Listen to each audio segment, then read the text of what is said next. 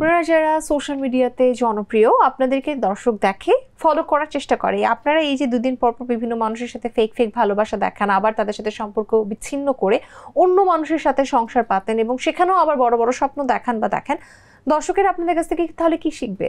এটাই যে একবার এক এক মানুষের সাথে শিফট হয়ে যাওয়া?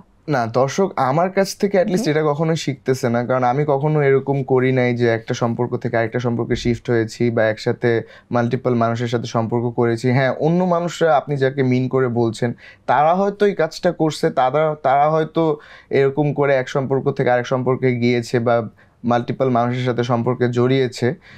আমার দিক থেকে তো আমি এটা করিনি। আমার অডিয়েন্সদের আমি সবসময় একটা জিনিসই ফলো করতে বলি, সেটা হচ্ছে যে আপনারা লয়াল থাকেন, অনেস্ট থাকেন সম্পর্কটাকে মর্যাদা দেন, সম্পর্কটাকে মূল্যায়ন করেন, আর যতটা ভালো থাকা যায় নিজের জন্য ভালো থাকেন, আর একটা মানুষকেও ভালো রাখেন। আমি সেটার জন্যই সবসময় অডিয়েন্সকে ইন্সপায়ার